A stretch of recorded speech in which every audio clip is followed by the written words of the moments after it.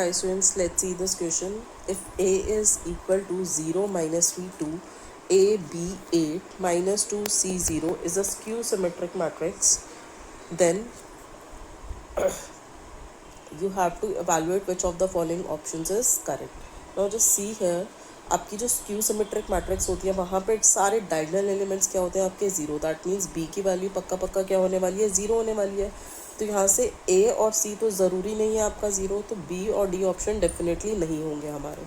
Next हम देखते हैं और क्या होता है स्क्यू सिमेट्रिक मैट्रिक्स में. जो ये एलिमेंट है A21 और ये जो एलिमेंट है A12 ये क्या होते हैं एक दूसरे के ऑपोजिट साइन के. दैट मीन्स ए की वैल्यू क्या हो गई हमारी 3 हो गई. Similarly this element is A32 and this element is A23. ये दोनों भी क्या होते हैं ऑपोजिट साइंस के. तो C की वैल्यू क्या हो गई हमारे पास -8. सो यहाँ से A प्लस C जो हमारा निकल के आ रहा है वो क्या निकल के आ रहा है -5 है. So which is the correct option है, option number C is the correct answer. ठीक है. Next, the number of arbitrary constants in a particular solution of a differential equation of fourth order. आपको ऑर्डर पढ़ने की ज़रूरत ही नहीं है. अगर किसी भी डिफरेंशियल के पर्टिकुलर सॉल्यूशन की हम बात करें तो पर्टिकुलर सॉल्यूशन में कोई भी आर्बिट्ररी कांस्टेंट नहीं होते. पर्टिकुलर का मतलब ही यही है. तो उसमें कितने आर्बिट्ररी कांस्टेंट्स होंगे, कोई भी नहीं होगा, मतलब ज़ीरो होंगे. सो पढ़ते ही आंसर आप लगा सकते हो डी होंगे.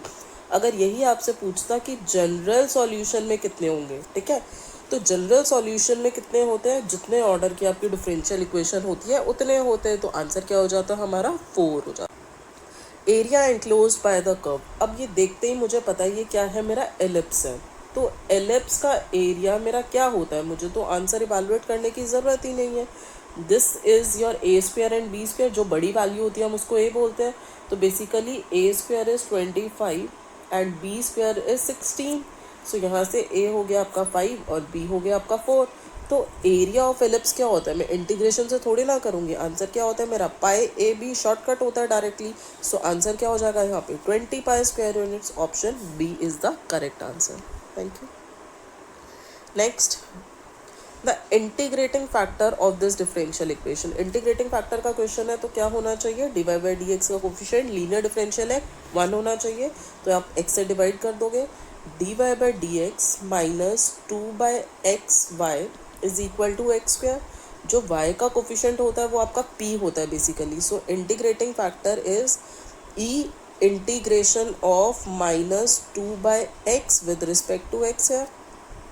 सो -2 is taken outside. 1 by x का जो इंटीग्रेशन होता है वो क्या होता है हमारा लॉग होता है. सो e -2 लॉग एक्स. यहाँ से -2 क्या हो जाएगा, कोफिशिएंट x की पावर में चला जाएगा. So e log x raise to the power -2. अब e और लॉग जहाँ पे भी इकट्ठे दिखाई दें तो आंसर क्या मिलता है, सिर्फ और सिर्फ फंक्शन बचता है आपके पास x raise to the power -2 which is equal to 1 upon x square. So answer क्या होगा, which is your integrating factor है, option B is the correct answer. ठीक है.